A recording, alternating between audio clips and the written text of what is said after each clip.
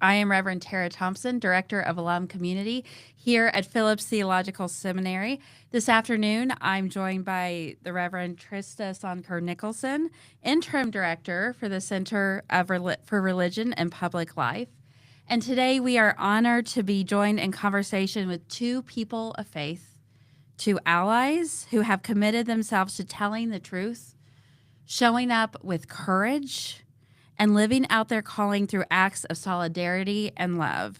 Joining us are Phillips alum and current D-Min student, the Reverend Chris Moore, Senior Minister at Fellowship Congregational, UCC, here in Tulsa, and Lynn Minden, a lay member at Fellowship Lutheran, also here in Tulsa.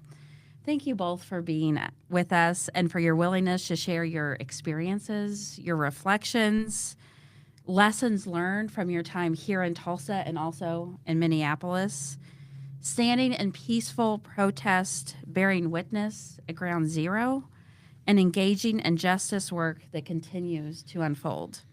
We are grateful to share this space with all of you and with all of you who have gathered with us today as we enter into an important and ongoing conversation about faith, public life, and what it means to respond to injustice with courage, compassion, and hope. Trista? Thank you, Tara, and thank you both for being with us for this important conversation. I'll kind of give you guys a little bit of background as to how we got here, because we got here rather quickly. So thank you both for responding quickly. Last week, there were some rumors going around that ICE was making its way into other states, and because of that, pastors and laity were trying to figure out policies of how to respond and respond quickly. And because of my role as the interim director, people, I think, reached out to me to say, what can we do? How can we prepare? And I found myself realizing the best thing I can do is talk to individuals who have been engaged in this work and to help connect those questions with people that might be able to feedback best practices, or at least ideas for clergy and laity to consider. And so this is a new medium for all four of us. And God bless Phillips for putting this together quickly for us so that we can engage in this conversation that is so timely and help individuals start to think about what we can do if and when the rumors become true, fact. And so I'll just start with a basic question. How did you both get involved in this work originally? What makes you passionate for the work that you are currently involved in? Chris, do you want to? Well, I mean, this is going to sound a lot more glib than I intended, but, I'm a minister of the gospel, and the assertion that either all of us matter or none of us do lies at the heart of my ministry and what I understand from Scripture. So following the way of Jesus, practicing the way of Jesus includes, like, this is what it looks like right now, at least one facet of what it looks like right now in a culture that seems, pretty hell-bent on division and setting up a hierarchy of who really matters and who really doesn't. So that's long been a driver for me. My ministry has always been social justice oriented. That's how I understand the gospel and what it looks like to me. So that's where it's come from. Thank you. Well, I serve as the chairperson of Action's immigration team, and I started working with Action since its inception, 13, 15 years ago. But my commitment to immigration work really comes from the fact Fellowship Lutheran houses Comunidad de Esperanza, a Spanish-speaking Lutheran congregation, and I've had the honor to get to meet those people, to hear their stories, to see how they support each other and support our community. And they are my fellow brothers and sisters in Christ. And so that's where my passion for working with the immigration team and doing the kind of slow work of trying to change people and powers objectives around immigration policy and enforcement. Thank you both. Mm-hmm. And I think what you just said is such an important reminder that a lot of this work we do is slow work, right? Justice work takes time, and sometimes that can be frustrating because we want systems to be transformed now. And so could you both talk a little bit more about what is different from a situation that is demanding a quick response, and then how that's connected to kind of that longer term response that we're also needing to keep in mind as we are responding to the moment?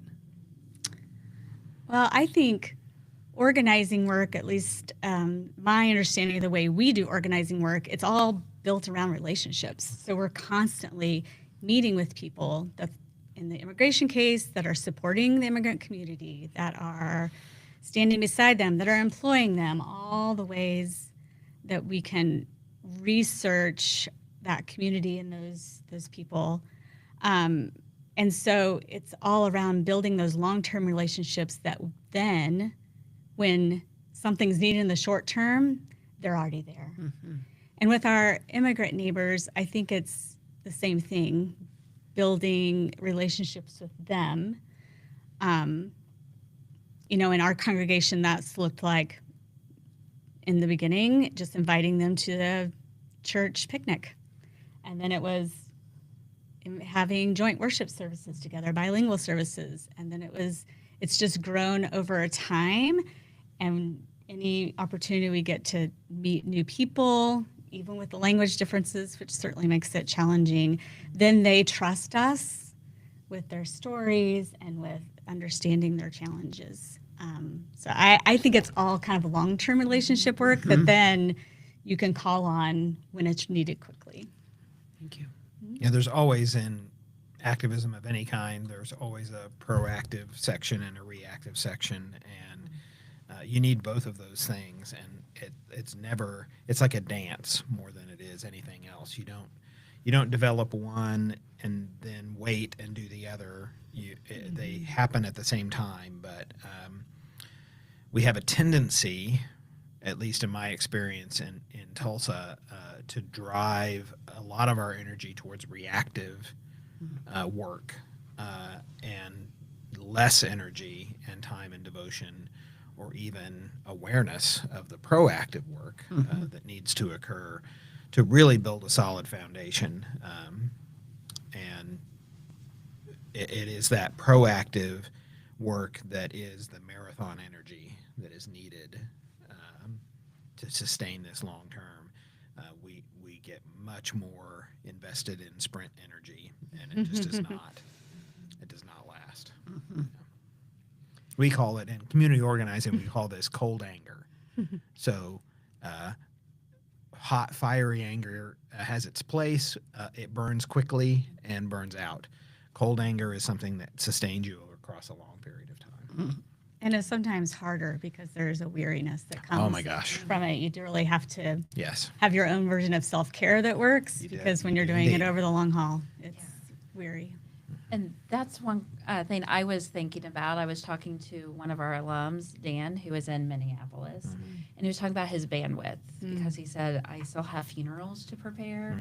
I still have sermons to prepare. And I was like, yeah, I mean, you're just not out on the streets. You're also walking with your people through everything. So how does self-care come in for you all when you are out there doing the work? We kind of tease another staff member, and I teased Chris when he walked in, like, do you ever sleep? Because he was seen on the news. So what does self-care look like for you guys in those moments? Well, I am certainly not in the position of clergy managing all the other parts of the life of a church, certainly. But when our team met last week, that was a question we started with, was how are you taking care of yourself?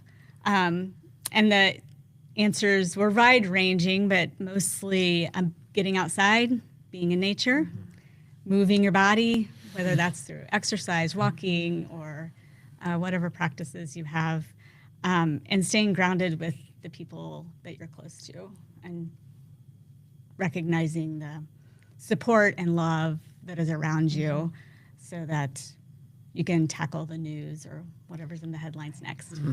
So, but I'm sure it's different for Chris. Well, I don't have a popular opinion when it comes to self-care. And I'm not good at least by the textbook definition. I also believe that when you are called to ministry, at least for me, my ordination and my call is a demanding one, and I lean into that. Now, there are times I get tired, and I have to figure out ways to cope with that. But also, my understanding of the way of Jesus is sacrificial love, and so learning to be fed by the giving actually helps, and learning that counts as self-care too is an important thing.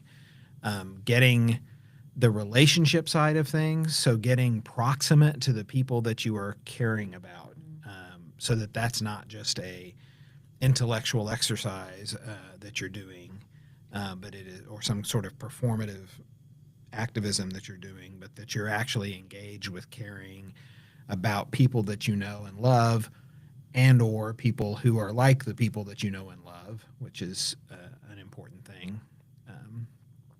And, other than that, I do the other stuff. I mean, I try to exercise a lot. I'm actually currently sitting right here after a particularly hardcore workout, and I'm not very comfortable right in this corner, in this sitting position. I keep wanting to stretch a little bit, but doing things like that, and just general taking care of yourself and making sure that you have the relationships around you. But I think we discount the importance of a deep spiritual life. It's a timely thing to look at Dr. King's prescription for direct nonviolent action. His first step is you gather information. This is what we do in the work of community organizing. You do power analysis. You look at what the situation is. Step 2 is you negotiate. So you first go to negotiate with the powers that work and see if that works. Sometimes that works. And then the tendency is to skip to number 4, which is direct action. But there's this step 3, which he described as self-purification. And we don't do that. We don't do that well. And what self-purification means to me is convicting yourself of your own values, reminding yourself what they are, and deciding where you exist in terms of what am I going to give to the living out of these values. There'll be people who want to stay in that light risk area, and there'll be people who can do medium, people who can do heavy risk, and we need all of those pieces. So it's not a judgment thing. This is not a hierarchy of this is best and this is worst. It's different stuff, and we need all of those things. All of those come from people developing their own well from which they can draw. And thank you for bringing that into the conversation. I have been going back to Dr. King's information a lot. I've been going to the King Center website a lot recently, because I do think that nonviolent resistance is what is needed in this moment. In fact, I wrote a blog for on that topic, and never expected the pushback of people who seem to believe that protests right now cannot be peaceful. And so I would imagine that all of us could say we've been a part of some peaceful protests, but I think people are seeing images in the news that are being shown in specific light and trying to say that that's not peaceful. So I have not been on the ground in Minnesota or in Portland or in Seattle, but you've been in Minneapolis. Do you have any words to share with us about what you experienced there, ways that people are showing up and knowing how they're called to step into this work? I would make a distinction between peaceful protest and nonviolent protest. That's good clarification. I think that's another definitional thing that King offers to us, because we think of peace as absence of tension. Oh, And that's not peace is the presence of justice. It's not the absence of tension. And so the nonviolent approach is understanding, as Audre Lorde once said, you don't dismantle the master's house with the master's tools. So what you see on the streets of Minneapolis is incredible physical, mental, spiritual, emotional violence inflicted upon a city on purpose with an intent. And what I witnessed, and even I cannot say this enough, it was a snapshot of a visit. I was not invested there. We just got this glimpse of things. But even in that glimpse, it was the presence of an ethos amongst the people that said, keep going back to King, we're not going to drive out hate with hate. So nowhere is this better exemplified than what happened just a couple nights ago. So in the same sanctuary where I sat with 600 other clergy, a little over a week ago, to undergo some training and engage in some relationship building, probably twice that many people sat in the sanctuary of Westminster Presbyterian Church, downtown Minneapolis, and learned all of these songs, sang all of these songs, then went together out into the streets, went to the Marriott Hotel where they know ICE agents are staying, and they sang these songs to them. Now, what songs did they sing? They were songs that said things like, you can change your mind. You can join us. You don't have to do this. The weapons that you hold divide us one from another. This is not how we're supposed to be together. This is not how it's meant. Come and join us. We want you to be part of us. That's a nonviolent resistance movement, which is not necessarily what you see on signs at protests in other places, where you see other kinds of language that is very directed, that misunderstands and thinks if you just get rid of this person or you just get rid of this organization, then everything will be fine. Right. And what the people of Minneapolis are telling you, who have a long history of protest, a long history from the American Indian movement to all of their union development up through George Floyd to now, what they have learned, and I don't know how, but what they've learned is that people who look like me have listened to people of different colors who are called different racial names, who have lived with this all of their life. We're looking at it shocked like it's something new. Right. And it really isn't. And so how do you develop a kind of ethos and way of living your life when you're constantly under the weight of empire and going up against forces that you can't defeat? You really can't. Thank you. And knowing that your time there was limited, did you have any things in that training that surprised you, or might be things to help clergy and laity start thinking about as they're thinking how to be proactive before they face similar situations in their own contexts? I mean, there's some really practical stuff. I mean, like finding yourself. There's lots of online rapid response training kinds of things you can do. So what to do when you're engaging ICE. I would find, depending on where you are, like find your local ACLU chapter, support your local ACLU chapter, and get them, to point you to the right direction to those kinds of trainings from trusted groups, about rapid response. Understanding the immigration system. Lots of people don't understand the immigration system. I have people in my own congregation who say things like, well, yeah, this is all bad, and I really wish we were back into a system where people could just come here legally. If they'd just come here legally, everything would be fine. And you're like, that's a really ignorant statement. I mean that in the sense of that's not understanding what a broken immigration system exists. One of the things we do in community organizing is we say we have no permanent enemies, no permanent friends, and we've done a poor job of holding to account one party when they were in power who did nothing about immigration, and then blaming it all on another party that's also doing nothing about immigration. And, a cynical person, which lives inside of me, might say something like, it looks like both of them need this to run their campaigns. And getting it's why this issue around ICE is really about so much more. It is about how we live together, how we see each other, and what kind of world we want to live in, how we want it to work.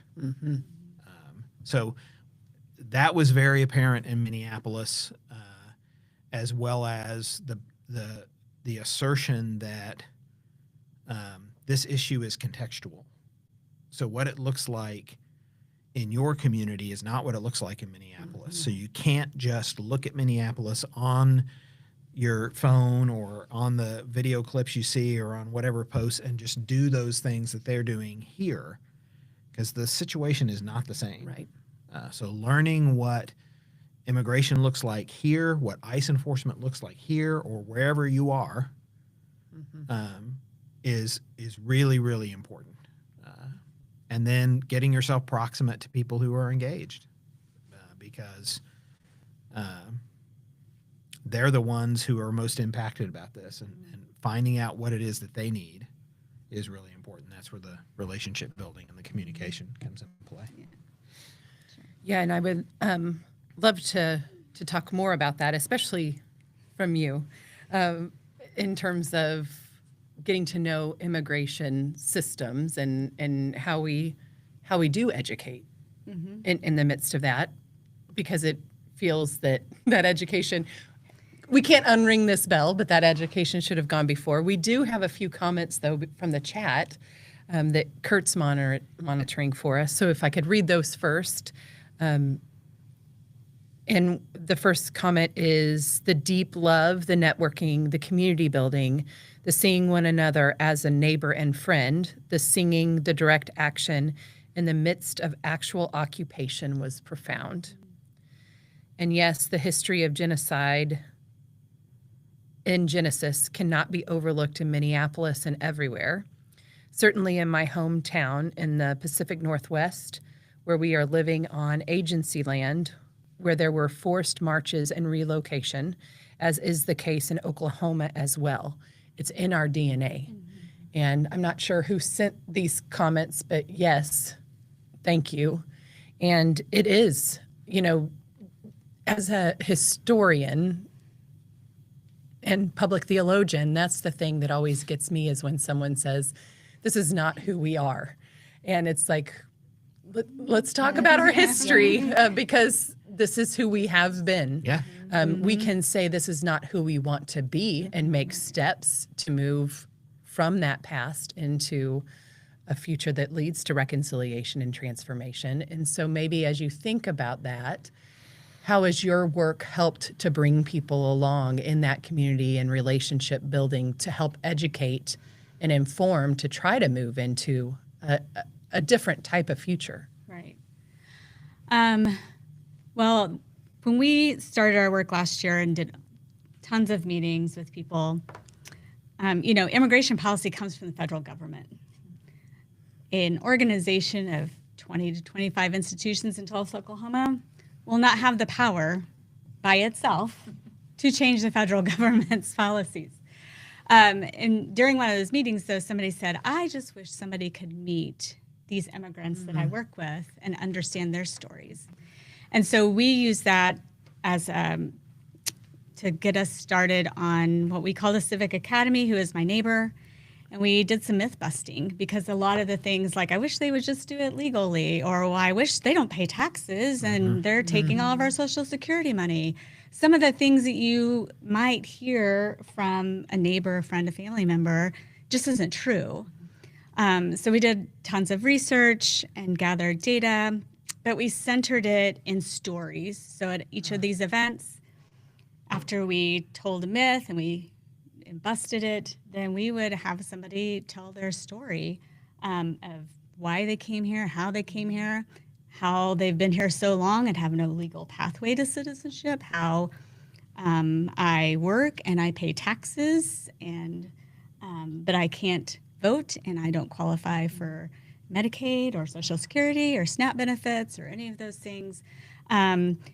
And so I think everybody we talked to after those learned something new. And we also provide a little handout with some of the little myth-busting facts so that when they went back to their families, friends, neighbors, they had that data to help engage in a more hopefully fruitful conversation with them when they did say one of these myths that are pretty common. And they were very popular. We had over 500 people come to 4 different sessions that we held. And I think everybody came away with something new that they didn't know before. So That is beautiful. Yes. yeah, thank you. We're proud of it. We're wanting to get that information out another way. I was going to say. But, you know, over time, those people that told their stories got more and more fearful, and we certainly want to protect them. That has to be our first and foremost. But we do have a lot of data to back up some of the myth busting that we did that we can maybe find a way to share. I was going to say, is that something that we could share as a resource Yeah, through let Phillips, me- or is that maybe something that you need the education first before? Some of it you do. Yeah, let me take that back if you don't mind. Okay, of course. Ponder No. that and talk to a couple other people and get back to you. Yes, because we do. Yeah. We want to do that faithfully, and we want to make sure that that's not Right. I can't used share in any ways of the it's not stories, but intention. certainly the educational part about the myth busting. I think there's probably some way we can share part of that with you. And something that I love from the community organizing world that I think may be important in this time is asset mapping, and specifically talking about asset mapping within congregations. For example, one of my friends had a family that, because they were fearing for their lives, they checked into a hotel to live out of a hotel. And so they needed someone to help drop off groceries. They needed someone to help take the kids to school so that the parents could remain safe. They needed this support from the larger community. And sometimes it's hard if we haven't done that asset mapping within the context. It's hard to know how to resource in the midst of that. So do you have any best practices for congregations that maybe haven't tried this work before to maybe start to ask those questions among themselves? I don't know if I would have any best practices. I don't know that I've ever thought of it in that context or had it asked to me that way. I think if I just look at my congregation, our action team, our organizing team tries to have continuous individual meetings with people so that we are just our team, not the clergy, not the staff, but building relationships with other members of our congregation. And from that, we learn what their passions are, what they do, where they came from, some things like that, so that when those kinds of needs arrive, oh, I remember this person, they work somewhere, they might be able to help us. So again, it comes back to those relationships that you have. And we keep notes on those meetings too. So we'll just fill out a short little form about what I learned about this person. We don't share it widely. We keep it for ourselves so we can kind of go back to that. But I think about, if that was the situation I was faced with, I think just having those ongoing conversations among community members. Helps you pin down who is that you can call on this time. And I think also whatever ministries your congregation has too.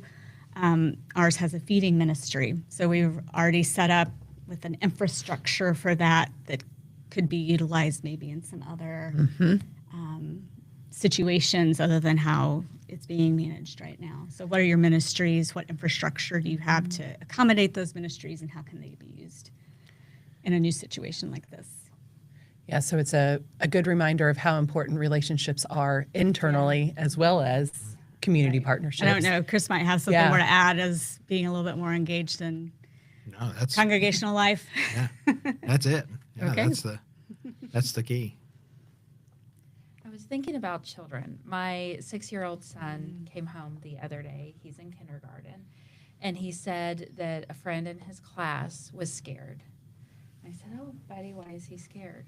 Well, he said some man was going to come take him.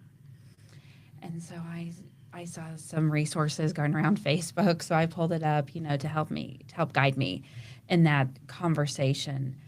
Do you have any words of wisdom or guidance for people who have children, who work with children, when this comes up, as it is coming up over and over in our school systems? I think that's a immensely challenging problem. You found some resources. I remember that Facebook post, and you found some resources that are out there that exist, and I think everybody is trying their best to develop those things and think about. We're all to some extent, making these things up as we go along. Helping kids address fear and anxiety in general is really important, and so having good, open conversation and dialogue, a place where that person, for both the children and the parents, can process that is really, really important. And frankly, right now, this is another thing I think you see from Minneapolis. It is community that makes that really important. So being amongst other people and people who are also feeling that there's something powerful about just being scared together, right? And then in Minneapolis, they sing all the time. There's just songs around everything. And so they're singing, "We Are Not Afraid," when they will tell you, we are all terrified, but we sing "We Are Not Afraid" so that we can remind ourselves of that little bit of courage. Because, the real answer is that kid, depending on his or her situation, might need to be afraid. Yeah. It's a scary time. It is. And I think, your child and my children are a little bit different ages, but we went out to a protest, and my youngest said, "I want to go to the protest, but I don't want to go to the protest." And I said, "Why don't you want to go to the protest?" And he said, "Because I don't want to be shot." Yeah. And it led to a really helpful conversation, and to know that what our children are exposed to, really, we're processing it as adults and can't really comprehend everything that's happening. But being in the midst of that conversation was important. And I think going then to the protest, we gave him the choice, and he decided, this is important and I want to go. And seeing other people show up was very helpful to him. So I want to affirm that community piece. And so as you think of our community that we're a part of, how can the Phillips community support you all in your work and stand as allies with the organizations that need us to step up in various ways right now?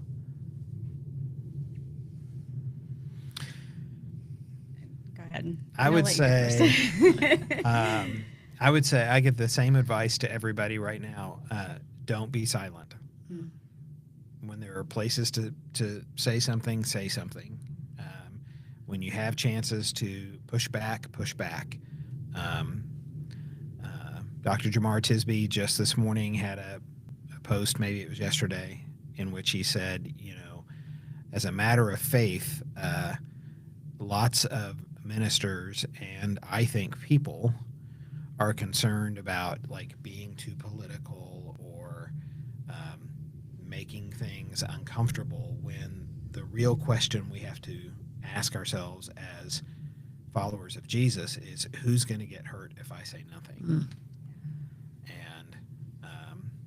And find that little bit of courage. If you need to get into, host some sing-alongs or do some things like that, right? If we need to find that little bit of courage, that I think that that's really important. And it's very easy to look out and to think, I am under threat by this. And the real truth is that most of us are not, except existentially.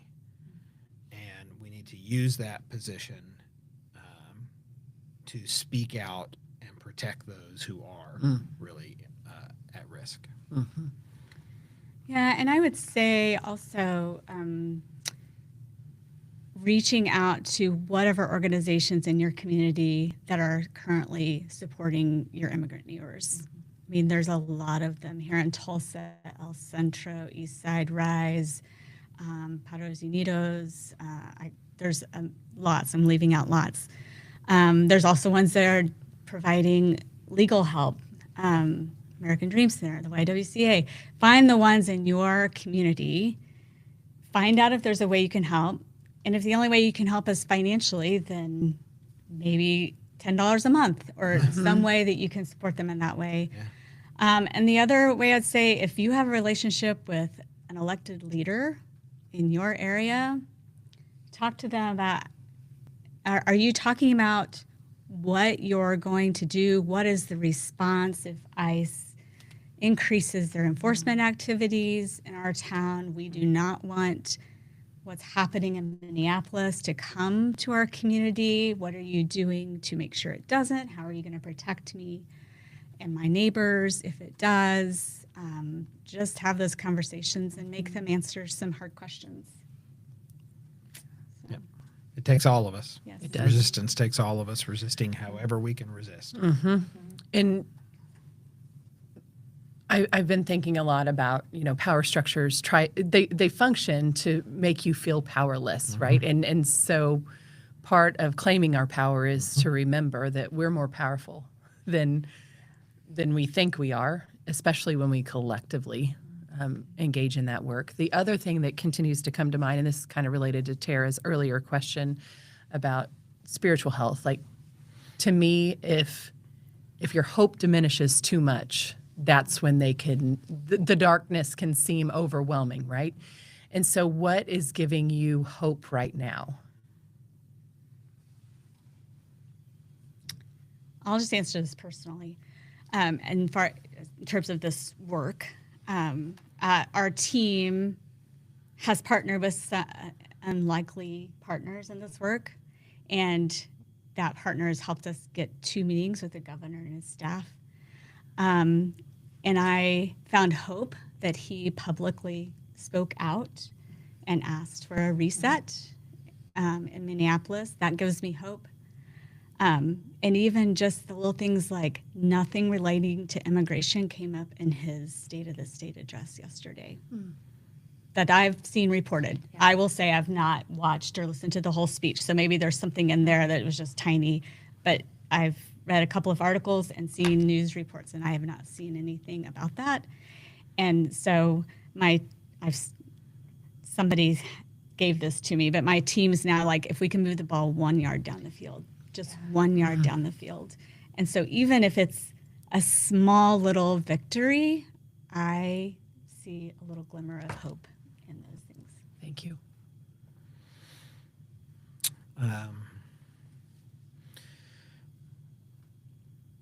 I do agree the importance of hope. I mean, I'm the professional hope person, so I'm supposed to be, like delivering this all the time. And there are moments when it's very hard to come by. And yet there are also moments, like if I just wait a little bit in that hopelessness, that hope shows up. And it developing your eyes for it so that you can hold on to it just takes a little bit. Like there's a mustard seed. There's probably some parable about that. Maybe, perhaps. Think about. And all it takes is that little small amount to really push you through. But when you do relational work and you do that effectively, you find those moments a lot, just in conversation. Witnessing somebody else's courage gives you courage. Seeing somebody else's tenacity gives you a little hope to push forward. And seeing, honestly, seeing a younger generation that is so over this and ready to have a different world. What we can do to empower them and to, help make give them a better handoff than we are currently offering them. But also, how do we empower them? Because, hope is really important. I mean, rebellions are built on hope. Right. Do you have any final? I just really appreciate this conversation. And like Trista said, we put it together quickly. So thank you for making time and space to share about all that you do and for your allyship. We really appreciate it. Sure. Thank you. Yes, and appreciate the conversation. So not to sound corny, but this gives me hope, right? Just being in conversation and knowing that people are asking questions because they want to also be involved. And so thank you for your time and for sharing your wisdom and your thoughts in the ways that this has impacted your own ministries and lives, as well as those that we are called to serve. Yeah. Great.